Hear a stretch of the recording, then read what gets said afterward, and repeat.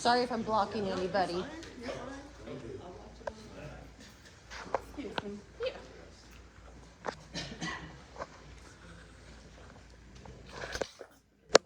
You said the poles, right? I can't go past the poles, so I can go all the way up to the pole, right? Just making sure.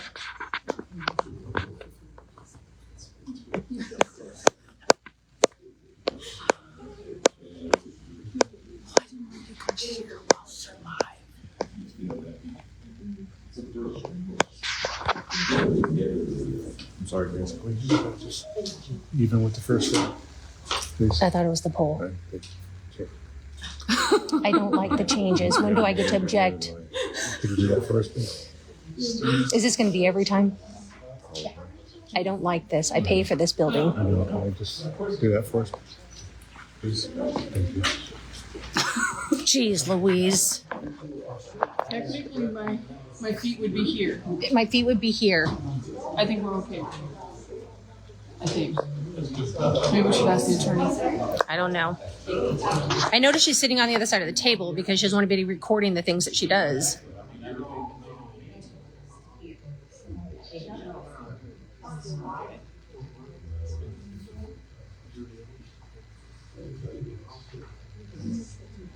So now the relaxing recess is over. You're a joke. Yes, Ewan, and public comment. Is there any public comment left? Regarding what?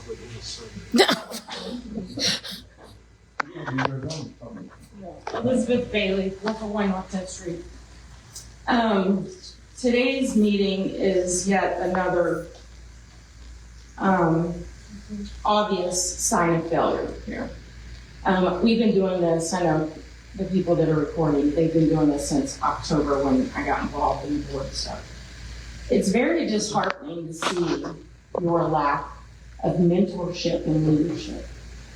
You have failed to answer any questions. You have failed to provide to this community a plan, and it's obvious you're never, ever ready for these meetings. These agendas are posted at the last minute, and we know more about them than you. To be an effective leader, you have to gain the respect of the people that you're leading, and you have by far exceeded the failure amount. And what this community would like is this community would like this hospital to survive. Not the clinic, not anything else. They want the emergency services and med-surg alive. People are having to be shipped out of town to take care of their families, and they don't have the finances to do that.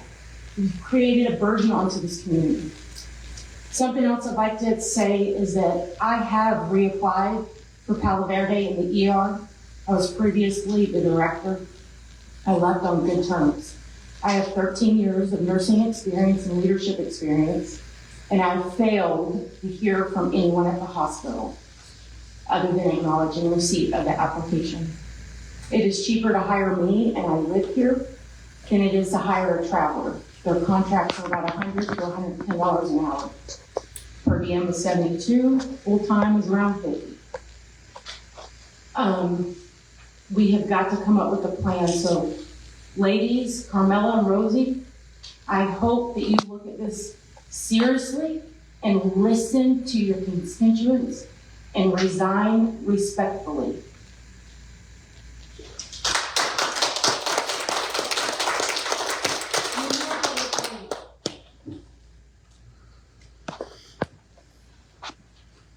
Shelley Soto. It's not so much a comment as a request. Every meeting I've been at, repeatedly been asked to please speak into the microphone. People cannot hear you, and you just ignore the request. People are out here trying to hear you. They're trying to hear you, which is why they're getting closer. And I don't understand the reasoning for not speaking in the microphone, not being heard. Trying to hide something is the only thing that would require you not wanting to be heard. So you can hear it loud, you can hear it clear. Please speak in your microphone so we can hear. Thank you. Any more public comment? Okay, seeing none, we will close public comment. We will now open board comments. Is there anything you'd like to say, like to add, Dr. Brooks?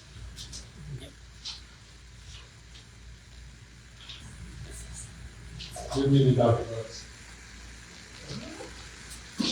I wish to point out, most respectfully, that I'm the only male on board of,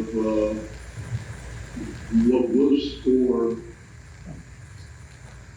women. And I have to say that with my contributions, were not that strong or good.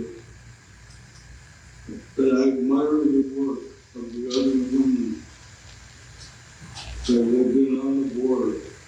They have worked really hard, and this goes for every one of them.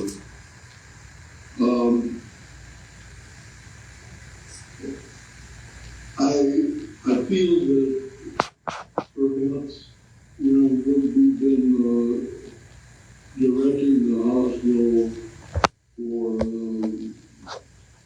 some close to 25 years. And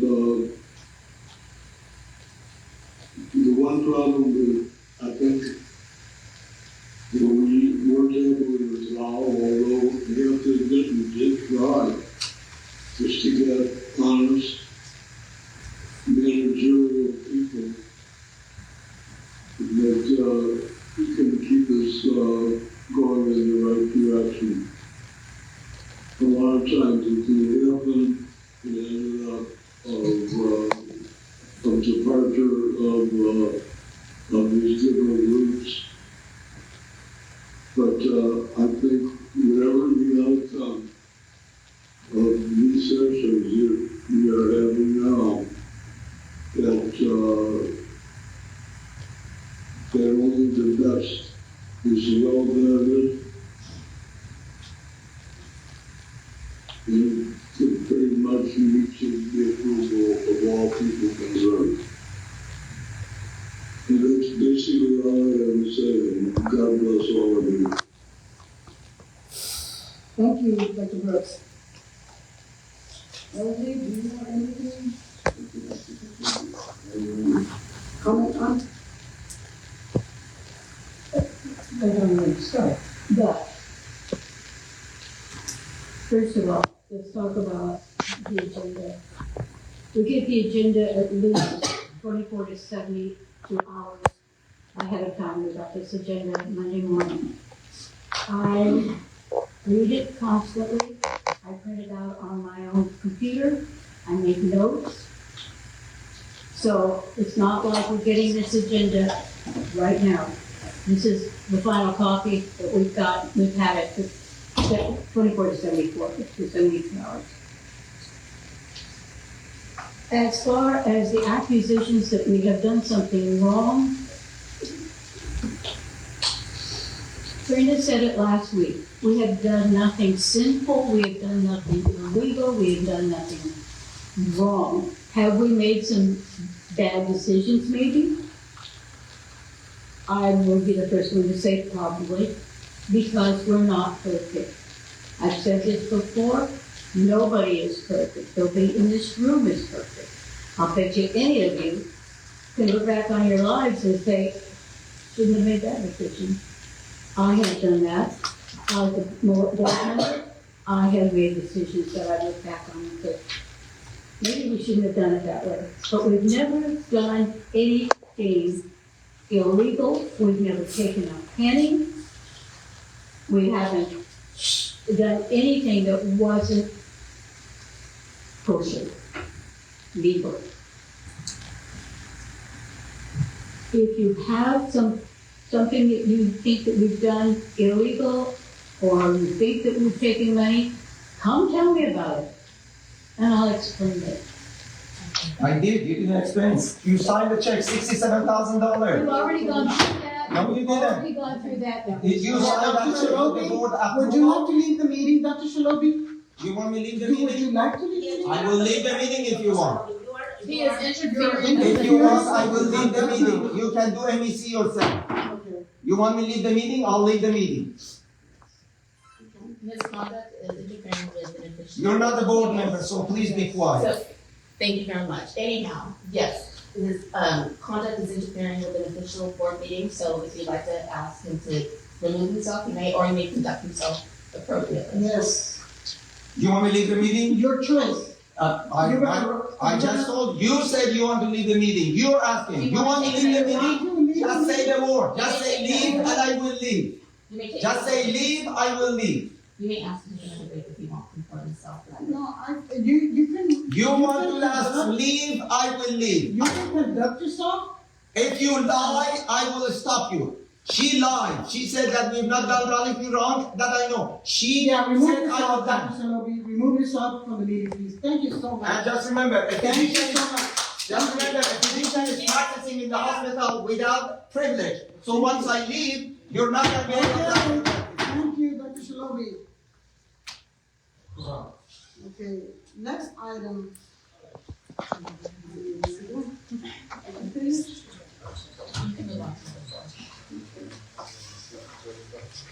So I didn't get to read my, You don't have to, so that. okay, then, now we will approve the agenda. Okay, please note that closed session should be numbered as 7, item on the agenda. There is no motion to approve the agenda. There's no motion. Is it? Speak a motion. I will. I'm looking for a motion to approve the agenda. I'll move to approve. I need a second. Dr. Brooks?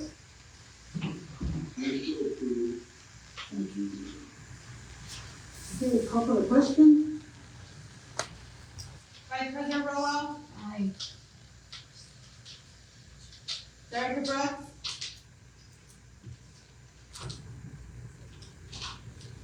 Director Brooks? Aye. President Garnica? Aye.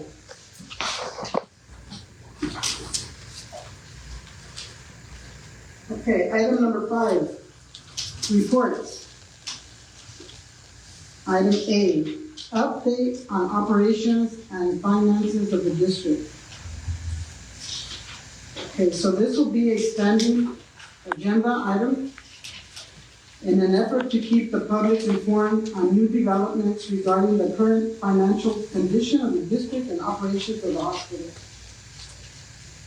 First of all, I'd like to say welcome to everyone for joining us tonight.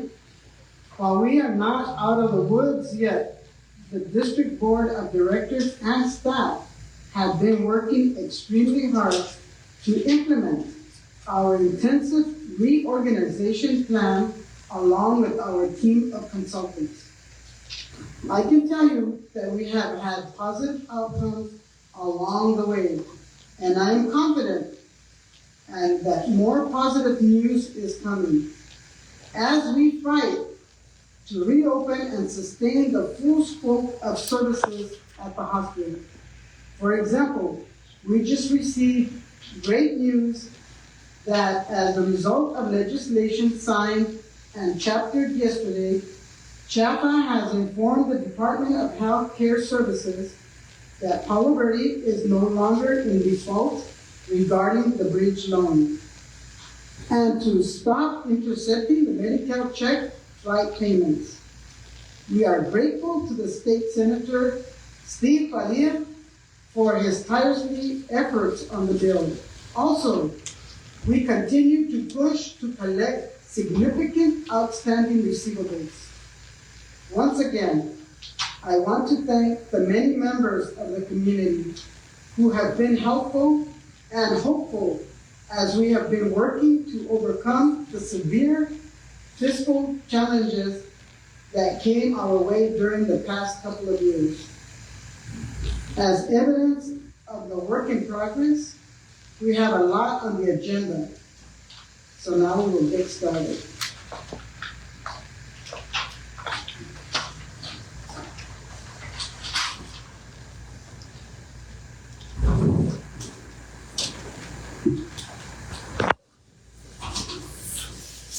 So since our MEC,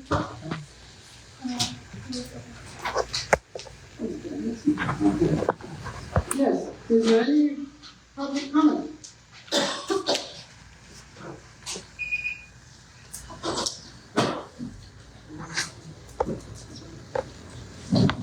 Because it's good news.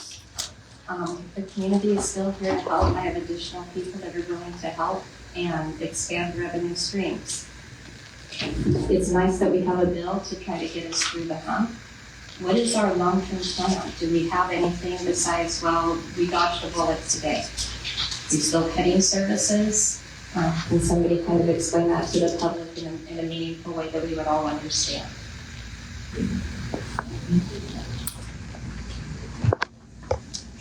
Nothing.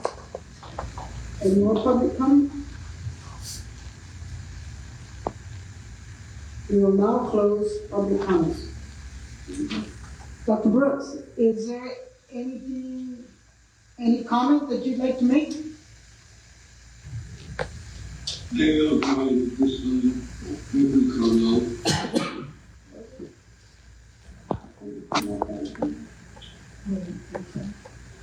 I have none. So we will have to table item B. We will go to item C, financial report.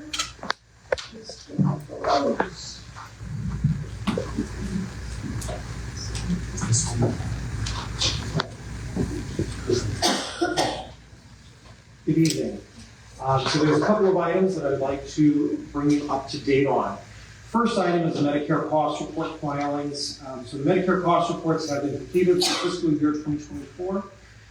The first of which was for July 1st, 23 through July 19th, 2023 under the General Acute Care Hospital. And then the second being for July 20th, 23 through June 30th, 2024 under the critical access designation due to CMS's backdating of the critical access status. The delayed filing of these were brought to my attention upon my CFO appointment and were delayed due to the cyber incident. I'm pleased to report today that there's approximately $1 million pending in deposits to the bank account as of this afternoon. And I believe that these are the results of the funds that were on holdback from Medicare going back to December of 2024. Additionally, roughly $40,000 is due to be received by the district from the filing, and as well as the district being relieved of an approximately $500,000 liability previously assessed for non-filing penalties. There are a couple of other non-patient receivable items. These include the volume decrease adjustment, which is a filing under CMS to aid hospitals recovering from the financial challenges of COVID, insurance settlement funds related to the cyber incident, and the $40,000 receivable that previously mentioned due to the cost report filings.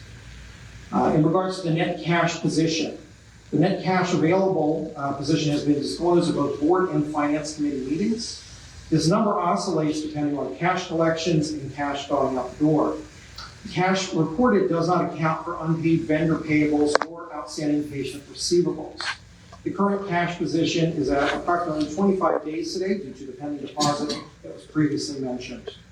And in regards to legislative advocacy, the staff and I are very grateful for our legislative representatives who worked very hard on our behalf for the District Bridge Loan 2, which would extend the payment terms for 3 years.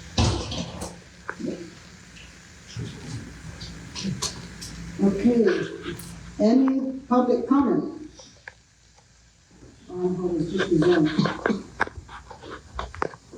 Any board comment?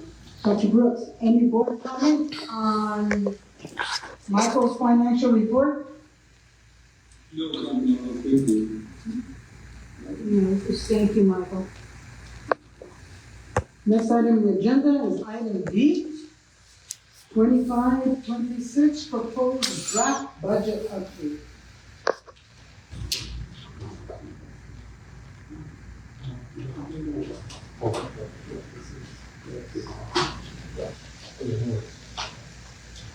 All right, so as was mentioned at the last board meeting, about 2 weeks ago, we presented a working draft of the budget just to provide insight for the board and to the public. As this is a newer process for the district, there's, we want to make sure that we're working through providing a balanced budget for the district moving forward. And this is going off of the new policies and procedures that went before the board, I want to say in January or February of this year. So the updates that I promised at the last meeting were for the capital budget and the debt service payments for fiscal year 2026. So we're presenting these for review tonight for approval, which would then be incorporated into the final budget, which will come before you in final form in August. These were handed to you this evening. They were also available to the public as of this evening.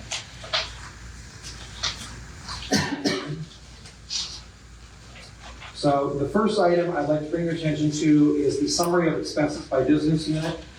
So this breaks down the capital spending, the proposed capital lease payments, and the annual debt service payment by department, and summarizes the more detailed reports in draft form here that are next. So the first item is going to be the capital budget. This provides detail for capital expenditures the district will need to make in the current and upcoming fiscal years, as well as unfunded capital needs. The primary focus for fiscal year 26 is IT and the investment in a robust IT infrastructure. Also prioritizing the heating, ventilation, air conditioning system items that currently cost a significant amount in repairs and maintenance for the district, and can at times make the hospital uncomfortable due to fluctuations in temperature. Some of these items for plant ops have been previously deferred in prior fiscal years to preserve cash, but the issue is the useful life of many of these equipment have since passed for several years and now are in desperate need of replacement. These items have been reviewed with IT and plant operations managers to determine the capital expenditure needs. So with this, in the proposed draft capital plan, we've tried to prioritize those items that, for fiscal year 26, fiscal year 27, and then at the bottom is a list of other unfunded items that will need to be addressed. And as I mentioned, many of these pertain to our IT infrastructure, as well as for the HVAC systems for the district. Also in here is $25,000 for the potential relocation to business office from the office building into building A of the hospital. The next item I'd like to bring your attention to is the debt budget, presenting both the outstanding loans with the state of California and the capital leases the district is contracted for. Now, with the news from the state on the bridge loan 2, with the completion of paperwork and ratification from CHAPA, the loan will no longer be in default. So the current draft of the budget proposes only the commencement of payments on the distressed hospital loan in June 2026. The current draft, we do have to update the footnote, however, that will be updated for the final version to reflect the news that we got as of this afternoon from the state, which we are very grateful for. Also, we do account for in the debt budget, apologize, the $8.5 million distressed hospital loan. This is anticipating the first payment coming due on June 1st, 2026, as is our current deferment agreement with CHAPA. However, the state is still actively working on potential further deferment and forgiveness options. However, these are not readily available to participants in this program. So with these items, these are some of the larger items that have to be incorporated into the budget draft that we had presented at the last meeting. I'm asking for your review, any input that would be helpful as we prepare the final draft of the budget for a final presentation in August.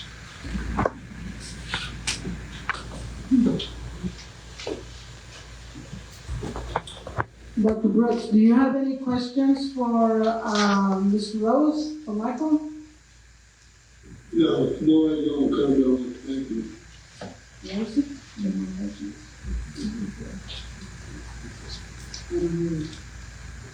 So we will now open it for public comment on this item?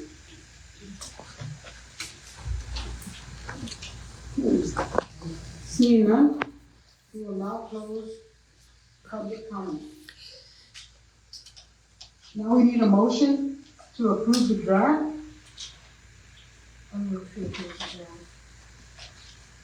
I need a second. Call for the question? What's clarification? Seeking clarification, I'm sorry. I don't know if that was the motion.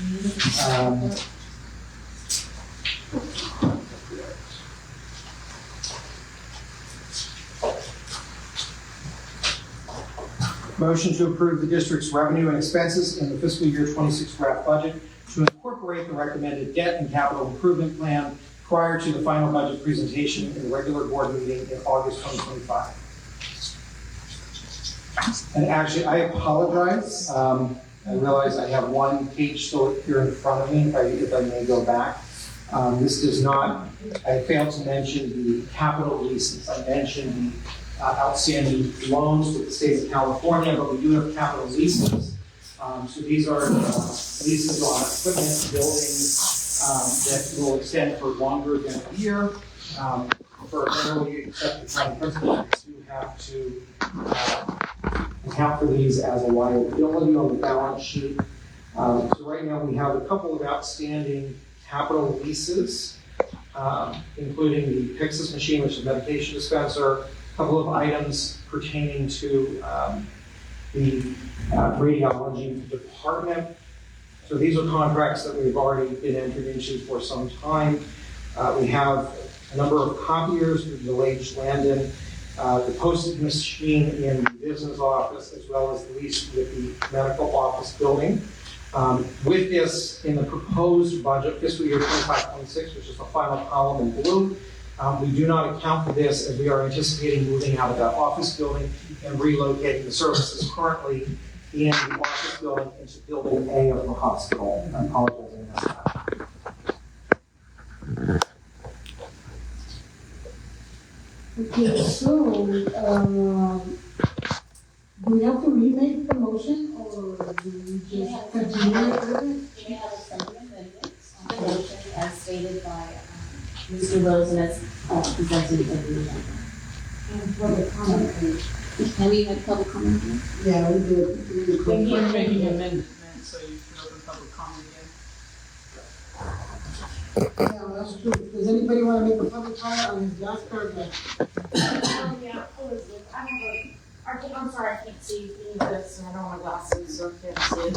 I do have a question. We're moving forward on approving this proposed budget that we've been going back and forth on, and we've updated the CHAPA bridge loan and updated these contracts. I recommend that we table this yet again so that we can update the budget and make corrections for the public to see and bring back to the table and have comment. If I may clarify, this is all draft. This is not the final budget. This is just to incorporate for the final budget, which will be presented in August. Correct, but the new draft needs to be updated so that we can be updated. You just keep printing and copying the same thing. Thank you. Any more public comment? Okay, we'll now close public comment. Can we call for the motion? Dr. Brooks, correct. A motion to approve the draft and as amended. I so moved. Call for the question? Vice President Romo? Director Brooks? Aye. President Garcia? Aye. Okay, item 6. Action item. May I be recognized? Yes. So I am, as of this night, everyone has been presented with the minutes that are in the agenda. I have dual role, and with my dual role, in addition to that, I am also furloughed, and I work diligently to bring these forward to the board and to the public. I appreciate everyone's patience and understanding. I believe it would be proper if we table these, just to allow time for everyone to review them. Thank you. We will table item 6.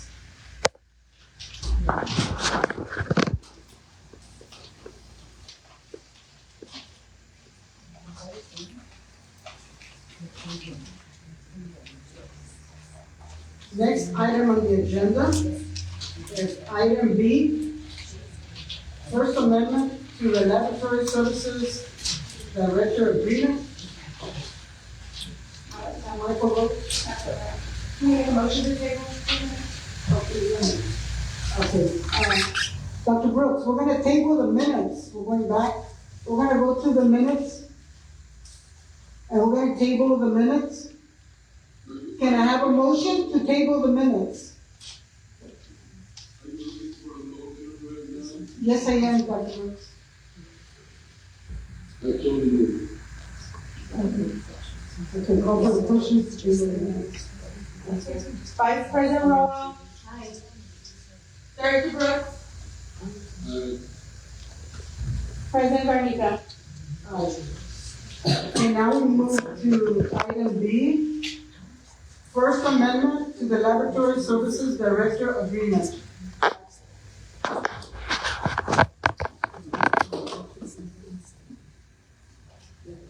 All right, so the First Amendment to the Lab Services Director Agreement. Dr. Beck is the physician director for the laboratory, which is a required position under the state to operate the laboratory, which of course is required under Title 22 for the operation of the emergency room, which of course we've kept open in our 60-day operating plan. With this, we are asking for a 1-year renewal of Dr. Beck's contract. Do I have a roll call? Public comment.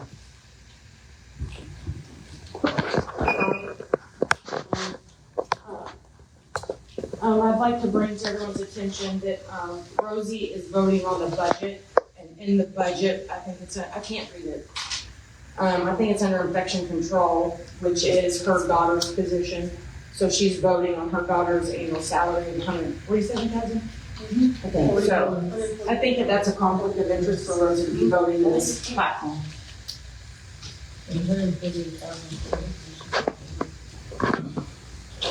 The First Amendment to the Laboratory Services Director Agreement is what the public comment is on right now.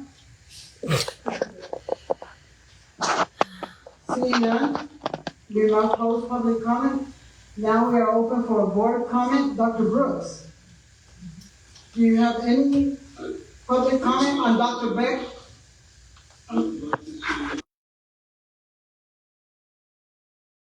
So, the next scheduled session.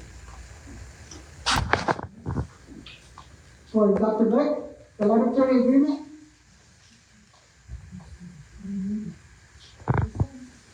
He wants to see it tabled. I'm sorry, could you repeat that, Carmel? Are you referring to the First Amendment to the Laboratory Services Director Agreement of Dr. Beck? Yeah, that one, I saw approved. Which one does he want to table? Okay. Did it say approved? Yes, he said approved. Right. So which one is the motion?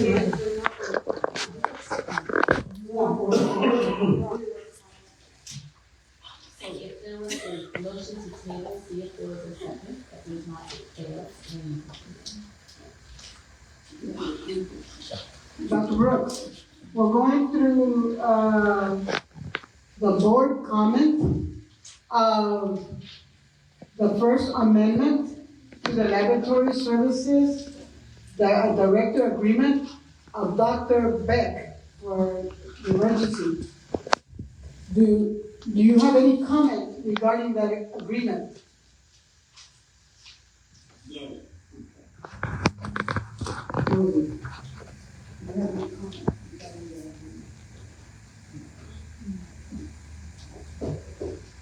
Okay, board comment closed. Now I'm looking for a motion for the First Amendment to the Laboratory Services Director Agreement. Do I have a motion for that agreement? Amendment? No. I so move. I second,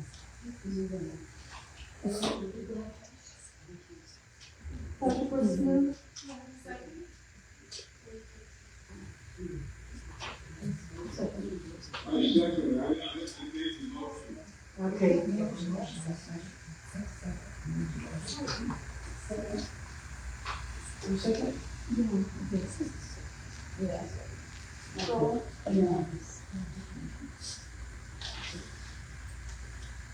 I would encourage you guys to stop this Okay, meeting. We let's don't see, understand. Dr. Brooks,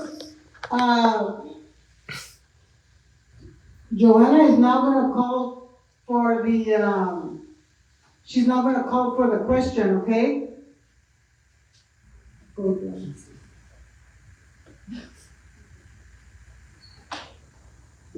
Dr. Burks, I'm going to call the question for the First Amendment to the Laboratory Services Director Agreement.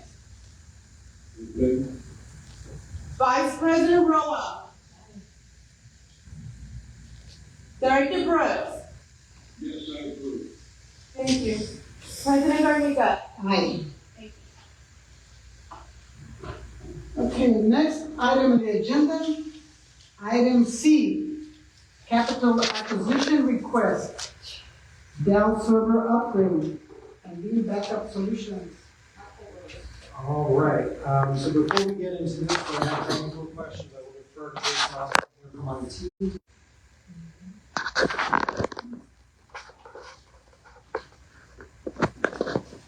Okay. Dr. Brooks, do you have any questions regarding the capital acquisition request of the Dell server upgrade that Michael presented? I'm asking if you have any questions. No. Yeah, I have a question.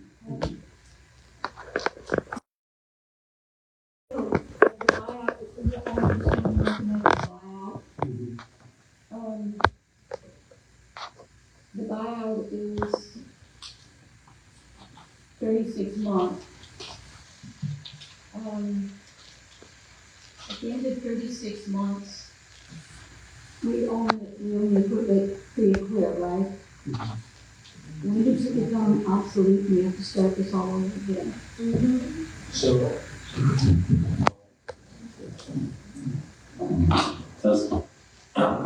so this sort of equipment should have a lifespan of 5 to 10 years on average, especially a new top-of-the-line server. I would move to say that it is imperative that the board approve the server and the backup for both logistic, operational, but in my opinion, maybe cybersecurity purposes. This sort of thing is the buyout. At the end of those 3 years, we would own the equipment, and from then on, all we would have to pay for is additional service from Dell, which is much cheaper than the equipment itself, obviously. And sorry. Now you still like the thing. Not good. But yes, at the end, we would own that equipment, and then I would see at least an additional 2 to 7 years of life after that.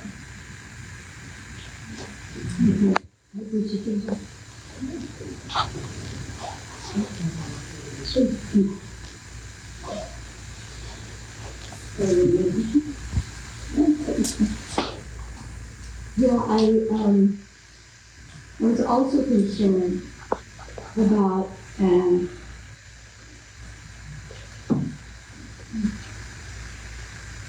if we're contemplating possible Chapter 9, and we're trying to make sure that the Chapter 9 judges and so forth are going to look at and make sure that we are trying to budget, trying to cut services, trying to make sure that we do whatever we can. Are they going to look at this and say, if you're trying to cut the budget and now you want to have a contract for $141,000? What did the bankruptcy judgment say about that? And I know that this is something that we can't know, but how does it look? I can't speak directly to the bankruptcy judge in say in this instance. However, what I do know is that should the servers we have at present moment go down, it may be very hard to be able to bring back the IT infrastructure we currently have, in which case we may not be able to function. So I would say that this is a critical aspect, critical spending for the district. Because if the IT infrastructure goes down, we would have to move everything to pen and paper, which may be incredibly difficult. We saw it through the cyber incident, and we're still playing catch up from that. I understand. The other comment I'd like to make on this is that even if we approve it tonight, it doesn't guarantee that we have to sign this immediately. So if we have this, at the very least, we can still delay as needed, assuming that there's no issues with the current servers, to preserve cash and as we work on the budget. So if we have to come back with an adjustment, we can. However, there is a high level of risk with this time that we must weigh. So I want to make sure that at least we're prepared should the worst case scenario happen, in that our existing servers go down. We don't have to hold an emergency board meeting, get another vote, get it together.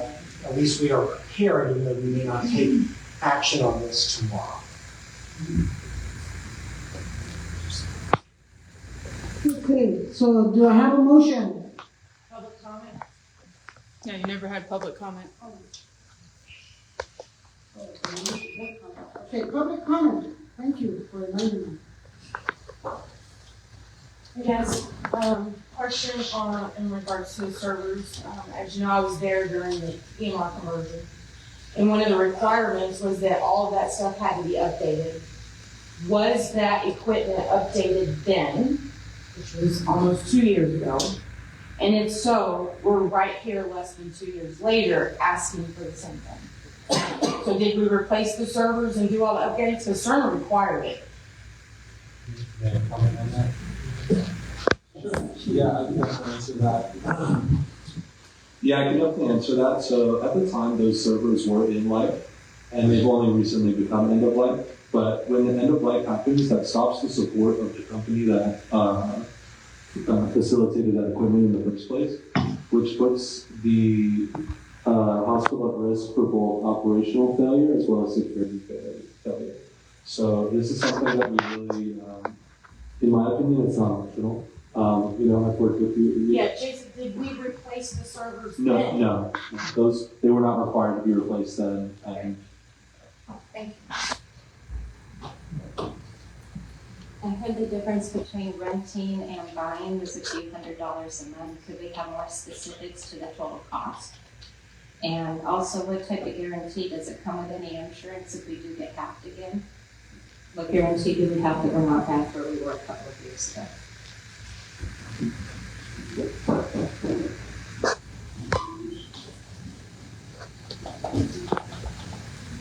So my question is, why aren't we going to a virtual server rather than a physical server? It's off-site, so it's not, not something that can be damaged at the hospital or burned down or something like that. Your data is stored off-site at different sites, and it's considerably less cost. Over the period of 3 years, you're looking at about $40,000 to $50,000 less if you were to go with a virtual server, which is state and federal compliant with HIPAA and all the other laws like SOX and everything else.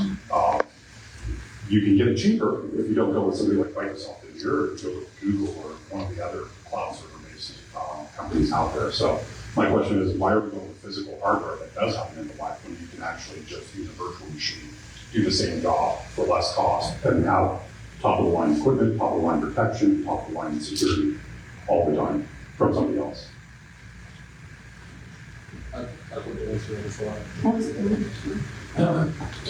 Sure.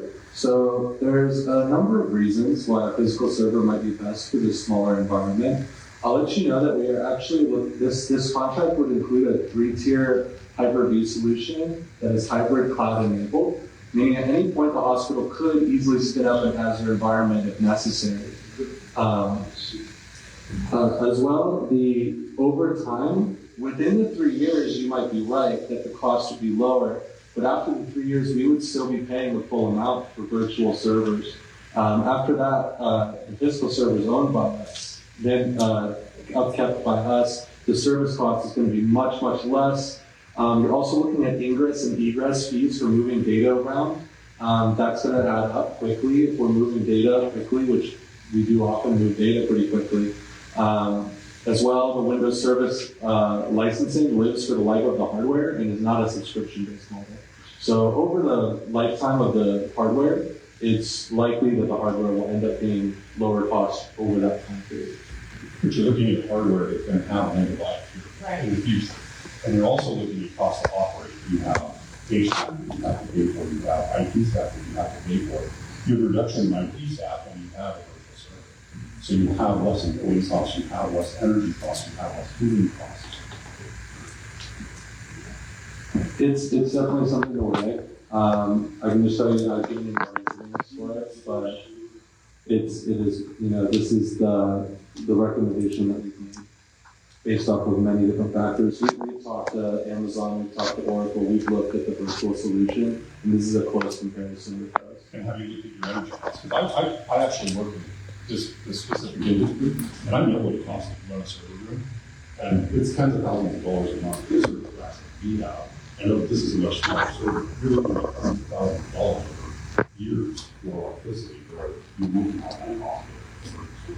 I'll mention we would still have to have the server racks for other servers that aren't these servers.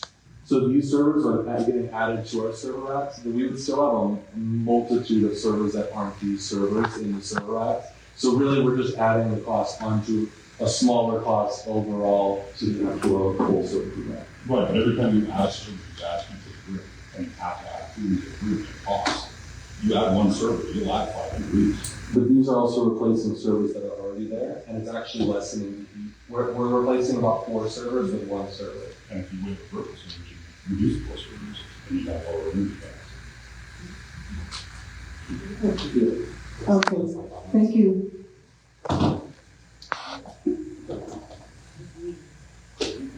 Okay, so we will not. My name is Kikos. I think this is pretty interesting, the Dell server and the hardware and everything. But you're still in $12 million debt, and you're talking about going in for $4,000 a month when you're having struggle getting payroll right now. How are you going to pay the extra $4,000 a month for these servers? And I know the time is coming, you may need this stuff, but I think you need to take care of the big picture with all the money that's owed. How are you going to get out of that hole? How are you going to add the stuff that you actually need? These servers should have been taken care of a long time ago. While you guys were out spending all that $12 million, you could probably put these in sooner. So how are you going to pay for them now? I think payroll takes priority. The emergency room takes priority right now. Your CNO's not here tonight, and I'm not sure she is your CNO anymore, according to gossip. Your CEO's not here, and you're trying to pass all these budgets, and the people that should be putting the input don't even care enough to show up for us. And you wonder why we get upset. And sometimes I just get so flabbergasted with you people that I know you volunteer, and I appreciate the fact that people volunteer for these positions. But if you can't handle them, then get out of the kitchen and let somebody else get in there that can cook. Thank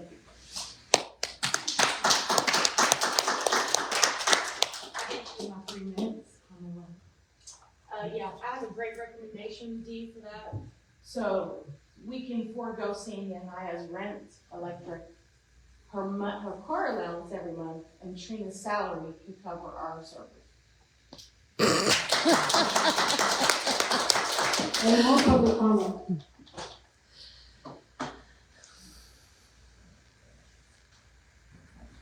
Could we please have this tabled and have a comparison of maybe some other options? This was presented like it was the only option, and there's a community member that seems to think that there might be something that might be a better alternative.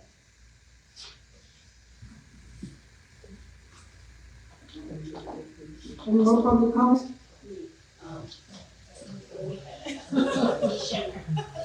Always say something wrong according to these people. Well, I appreciate they bring this all the proposition that we have it in writing so we can see it. Thank you. Any more public comment? Okay, we will now close public comment.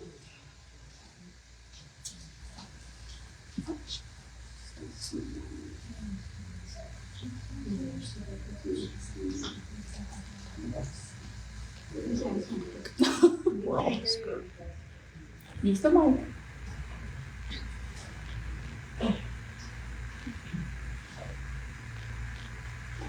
Do I have a motion to approve And you're still not gonna take it? the capital acquisition request?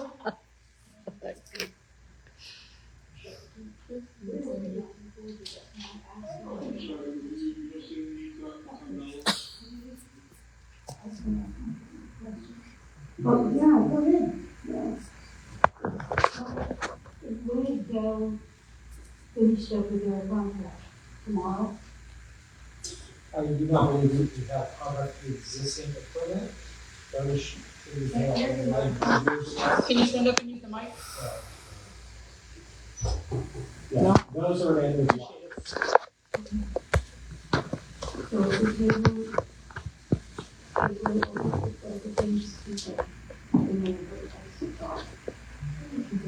Well, okay, so just piggyback on what you said. Didn't you say earlier that you already looked around and did the research and all that kind of stuff on Mr. Yes, Yes, we did speak with both Amazon and Oracle, leading cloud-based vendors, to explore those options as well. Costs were very similar when we got comparisons, and this one is a hybrid solution. The real concern, difference maker, a big thing is going to be that with a hybrid solution, we have on-site and cloud. Say our internet goes down, well, guess what? Now all the computers are still working; they're not down. If we're on a cloud-only solution and the internet is down, then none of the computers are going to function with any of the servers. So there's many different reasons to go this way. In a healthcare environment, I totally get what the man's saying here. I actually am a big proponent of the cloud. I think there's a lot more cloud solutions I'd like to bring into this hospital. But I think at this time, we need to worry about the healthcare of the people who come to this hospital, the citizenry of the town, and realize that the more consistent, safest option is going to be hybrid, physical and cloud solution like the one you presented today. Thank you. Can I have a motion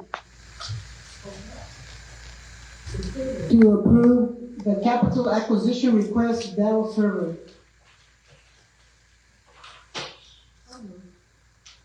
Okay, it's been moved. Do I have a second, Dr. Brooks? Yes. Call for the question, Joanna?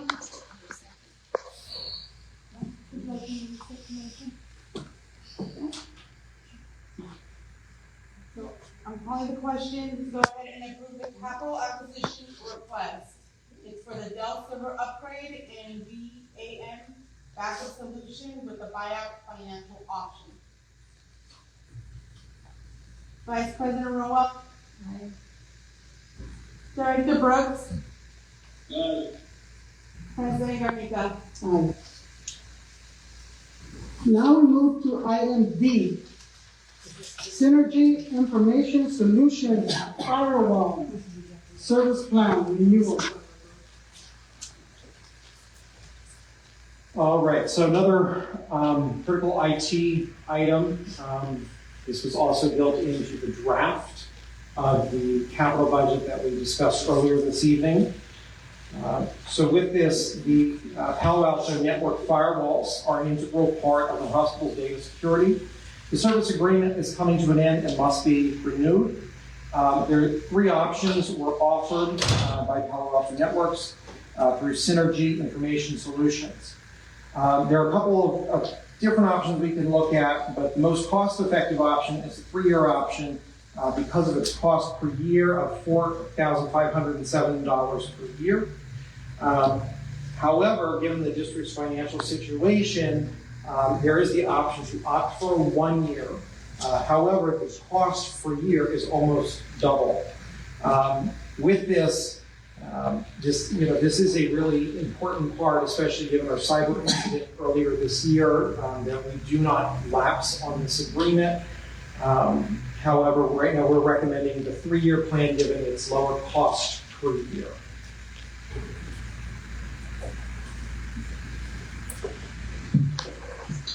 Is there any questions regarding the Synergy Information Solutions Firewall Service Plan from the board? You don't have any questions?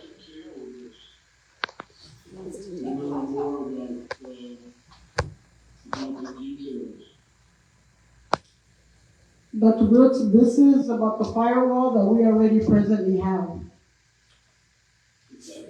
Am I now allowed to table it?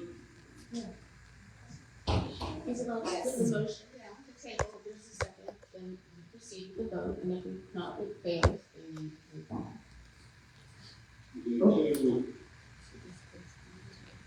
So this will expire in October, right? Correct. So,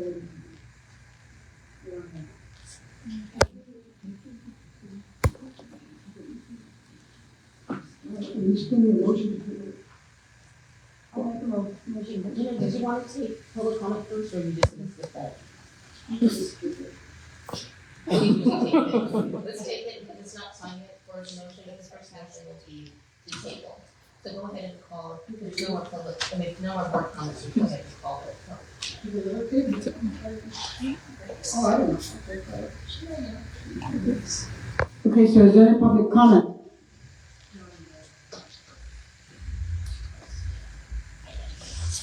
No public comment. So there was a motion to table it. Dr. Brooke? I approve.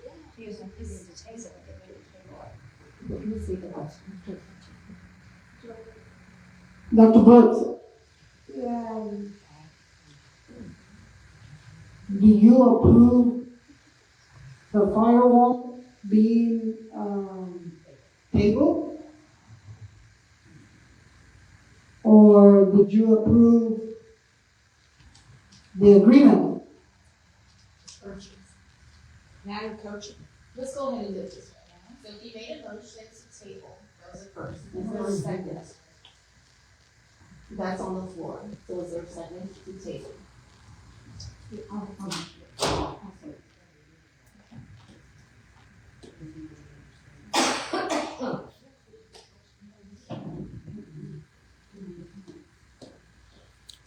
Vice President Roa?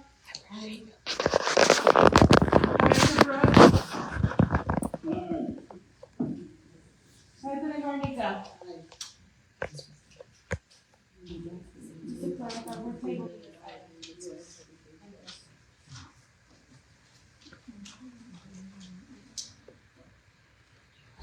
Item E, Medicaid state directed payments, intergovernmental transfer. Michael Rose. All right. right, so we have another IGT program that has come up for district hospitals within the state of California. This is a Medicaid state-directed payment voluntary IGT.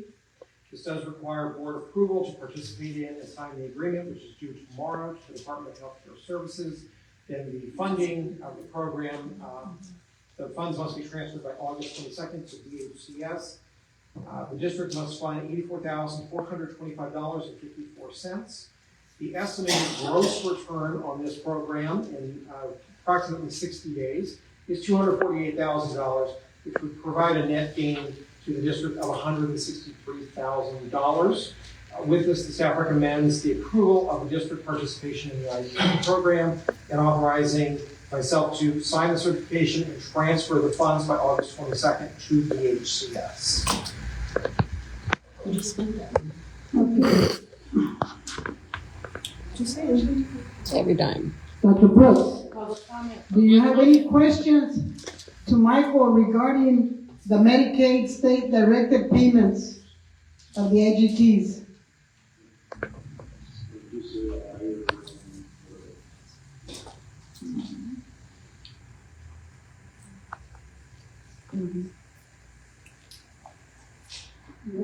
What was his response? No. Okay, well, I didn't have a question. When we talked about this with Vanessa, they said that they net out the amount that they want us to forward, instead of us giving them a cashier's check that's $84,000, that they netted out the amount that they were going to give us, and just was that ever brought up to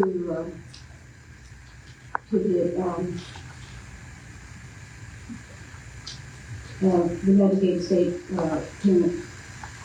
So for clarification, that was in discussion of the voluntary rate range program, which is the next IGT coming up. Oh, okay. Because that is a significantly larger program that's requiring millions of dollars in funding, whereas this is $84,000. And as I mentioned, we have a very sizable deposit coming in tomorrow. So that way we are able to allocate funds to fund this program in roughly 60 days, see about $163,000 net return to the district. But we can get to that on the next slide. Now we open for public comment. I'm really not going to stay on that. First off, I'm egregiously upset with the both of you ladies. We can see that Dr. Brooks is having a hard time. And you are coaching him and you are redirecting him. And that man deserves way more respect than either of you are giving him. I would recommend that you cancel this meeting immediately. Furthermore, Michael, thank you for your service. And Jason, thank you. You don't get enough thanks. I know the work that you do at that hospital. We continue talking about IGT. Have we paid back the retirement fund that we were negative in at Providence Bank, $60-something thousand? Have you paid the employees their PTO time? Dana is working every day and she doesn't get PTO anymore. Anaya's getting a paycheck, Tony's getting a paycheck, Trina's getting a paycheck. Everybody here is getting a paycheck. But the employees are suffering. And we want to continue talking about putting this money that we do not have into another account. The priority of any funds from the state would be to take care of the staff and the employees that show up 16, 17, 18 days in a row working 20, 30 hours. That is the priority if you care about this community. You should be ashamed of yourself. It breaks my heart to see what you're doing with Dr. Brooks. Any more public comment? We will now close public comment. Dr. Brooks, do you have any comment? Not really. I don't have any comment. Your motion?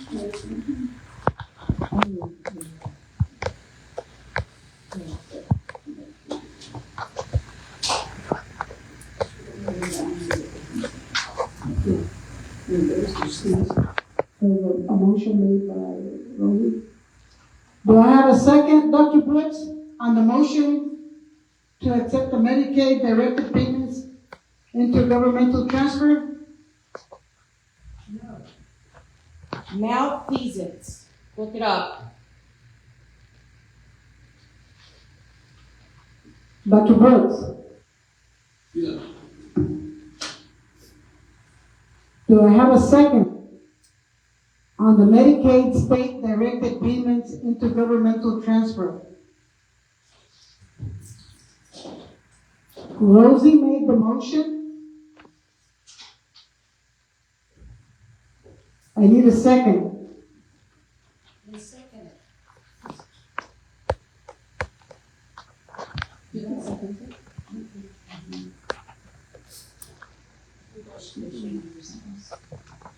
In the meeting. If there's no second, it fails and it fails. Then we go on. Then table it, so he can be here. He cannot be in that. He can't hear. Oh, you're right. I'll second Of course you do. Carmela, look up malfeasance. it. Can you call for the question? Vice President Rowell. Director Brooks. Aye. President Garnita. Aye. Yes or no? Item F, voluntary rate range program, intergovernmental transfer agreement. All right, so the voluntary rate range program intergovernmental transfer is the largest of the IGTs that the district participates in. And of course, in all of the IGTs we participated in, these provide additional revenue for the district to help fund payroll, to help fund liabilities for the district. So these do provide an extra source of revenue that is needed not only for our district, but for all districts across the state of California. So this particular one is the most challenging given the amount of funding that we have to front before we're able to receive the revenue on the back end approximately 60 days later. And this was discussed, particularly the challenges with this IGT were discussed at length at this month's Finance Committee meeting. It is the recommendation of the staff to sign the agreements to participate while continuing to work with our legislative representatives on alternative financing measures. In my conversations with the District Hospital Leadership Forum, who work very closely with our leaders in Sacramento and with all of the district hospitals in the state of California, what I have been able to gather, as they're very well aware of our financial status, is that whether we opt tonight not to participate, which the agreements are due to the state and to two of the payers on August 1st, then it's unlikely that the district will be able to participate in future years, as this is a voluntary program. This is not a state mandated program. So there's the option of we don't participate and we're dropped from the program. There also is the option, which I've been told has been seen before, where if we sign the agreements to participate and work to continue to find, particularly with our legislative representatives, to find ways to be able to finance this. Then we sign the agreement, we have until Thanksgiving to find a way to participate. If we are not able to fund it and we miss the deadline, again, we're still not able to participate in future years. And the funds that would have been allocated to the district are then reallocated to other California's special district hospitals. So with this, there's a cost benefit in either way you go. However, whether you agree to do it or not agree to it, and not, or I'm sorry, you agree not to do it, or you agree to do it and not be able to fund it, still, we potentially would be dropped from the program in future years. What I would say is we still have time. We're still trying to work as diligently as we can with our legislative representatives to find ways that we can work so the district can participate. Because right now, it could net the district approximately $6.5 million, which is absolutely needed to close the budget gap for fiscal year 26. However, with this, the district has to be able to fund almost $3.5 million, which in prior years, we were able to use the line of credit we had with Palo Bank to fund the district's operational expenses, while we had to outlay the cash for the IGT, which is approximately 60-day turnaround. With this, we have the benefit of Molina more than doubling our participation amount and the introduction of Kaiser Permanente into the payer mix in this program. Because last year's funding was approximately, I'm going to say about 2.8 million. The prior year was about 1.4 million. So because of our continued participation, we've been able to increase this, which really does provide an additional lump sum of cash to operate the hospital. As was mentioned at the Finance Committee meeting, one of the recommendations we have is reaching out to the three payers who are listed here to determine if they would be willing to provide us with an advance against net accounts receivables. However, in reviewing our accounts receivable balance, the IHP, the net collectible, as the present moment, is estimated at under $500,000. Molina, 40,000, and Kaiser, 16,000. So these three combined are not enough to fund this program. However, it is my understanding that we still have some options as we continue to work with our representatives to continue this program. Whether the district participates or we sign the agreements and don't participate, likely to be dropped from the program in the future. However, if we do agree to participate and are able to fund it, then this would provide an excellent lump sum of cash for the district. So your recommendation is? To sign the agreements, and myself, staff, and consultants continue to work with our legislative representatives who've been working very tirelessly on the district's behalf, in working with the state to work to hopefully have the district be able to participate in this program and provide very needed cash for the district.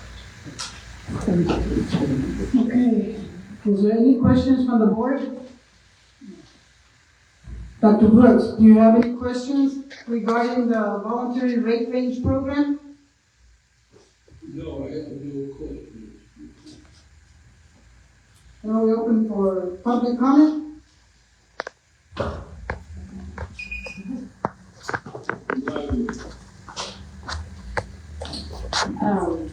Why are we having this conversation? Again, we don't have money to put in here, and you guys are banking on a one-time payment. We put a lot of time, energy, and payroll into these negotiations about this IGT and getting into these meetings every month. Where are the strategic business plans with communication to, let's say, Desert, Eisenhower, Scripps, UC Davis, Imperial Valley, on assisting us in getting out of this and partnering with them? There is so much energy put into IGT, which is a one-time thing every year, that we don't have, right? We can't go to the grocery store if we don't have money to go to the grocery store. We can't borrow the money from the state, we're gonna have to pay it back.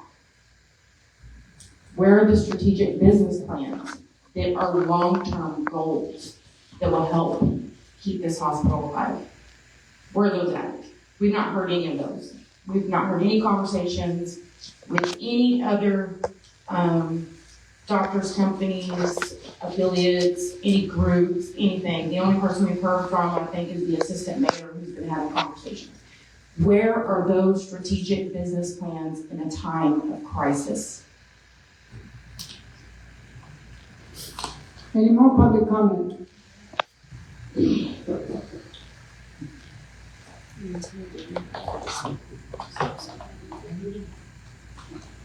Steve Coates, I agree with everything Elizabeth said. You're making all these great plans. Where are you going to get the money? Where are you going to get $3.5 million right now to invest in this that may bring you $6 million down the road? You don't have 6 or 8 months to get a return on any of this money. You need to take care of what is available right now, putting it and trying to get our debt down, not making more debt for us in the meantime. Your guys' strategy is beyond even comprehension. You have no strategy, and I don't care what Michael tells you, he can put anything on paper and it'll look good. But do you have the money to back what he wants to do? He even said we can't afford it right now. So why are you even contemplating this? Why are you even gonna vote on it? Just like you voted on everything else tonight that should have been tabled, but you voted it anyway. And I agree with what she said about Dr. Brooks. You ladies, all of you, should be ashamed of yourselves, and you too, Michael, for the way you treated Dr. Brooks. How disrespectful of every one of you, and I'm ashamed to be part of it. Any more public comment? Yeah, my name's Tara Fain. I live at 850 Oasis Village Court. I just wanted to state that on my live here, Trina Sarton's daughter is on here, and she thinks that it is a complete disgrace what you guys are doing to Dr. Brooks. One of your board members, family members on here live talking about it. I just want to make sure you knew it in real time, not later when you decide to sit down and watch it. This is disgusting what we're watching you guys sit here and do, the form of manipulation you're doing with him, and he can't hear, he doesn't know what's going on. So he's voting on things and saying yes and asking to table things. He doesn't clearly understand, and neither one of you will stop it. And you sit here and you wonder why we want to turn around and recall you off this board. If this was any other set of people sitting up here giving us feedback and wanting to make changes in this hospital, we would be involved. We would not be fighting against you. We would be working with you, since we told you that day, Carmel, in front of the hospital. We said we want to work with you. When you stood there in front of us and told us, I don't know anything about finances. I don't get this. I don't get that. You don't understand. And it's okay to say I don't understand. But to sit here and take advantage of a man this age and sit here and have him vote on things, it is negligent. It is gross. And you literally, I don't know how you sleep at night. Any more public comment?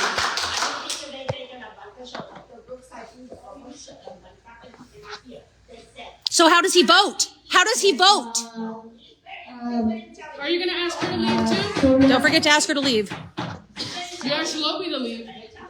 Ashley said, well said, since she can't be here. So, we will now close public comment. Is there any board comment regarding the voluntary range program?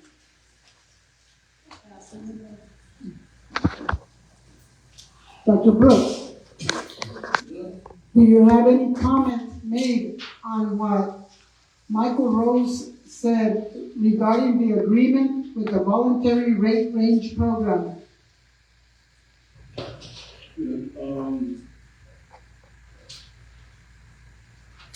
Under and beyond that, I have no comment. Do I need a motion?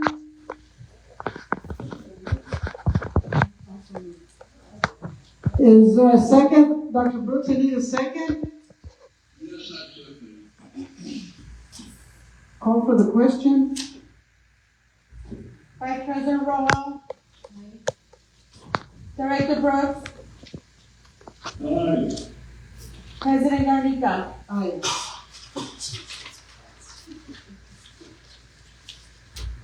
Next item on the agenda,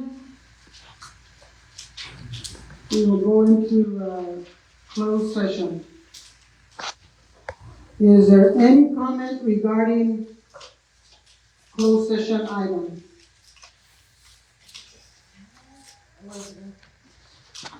A lot of the closed session stuff, I could probably need Dr. Solori present for those.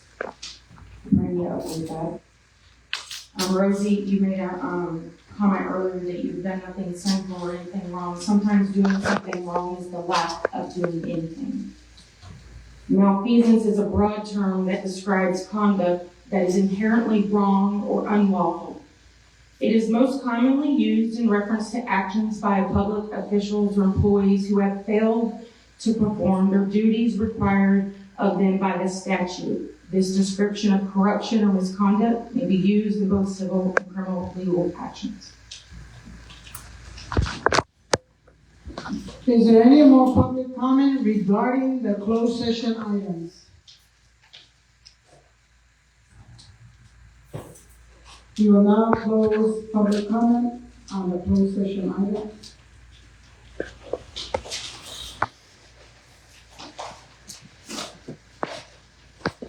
So the closed session items are medical staff credentialing and, oh, Can't do it without you.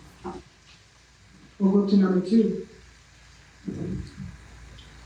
Item number 2, conference with legal counsel, matters posing a threat to critical infrastructure, controls critical infrastructure information relating to cybersecurity, and consideration of agreement for professional services in connection with therewith pursuant to Government Code Section 54:957, A1 and 2, Health and Safety Code Section 32:106, and Civil Code Section 34:26:1. Item 3, conference with legal counsel regarding existing litigation pursuant to the Government Code 54:956.9, Yesenia Garcia, et al. At Palo Verde Healthcare District, Superior Court, Riverside County, case number CBR 12550-2677. Item 4, conference with legal counsel regarding existing litigation pursuant to Government Code Section 54:956.9, Tony Gonzalez and Palo Verde Healthcare District, Superior Court of Riverside County, case number CBR 12550-23.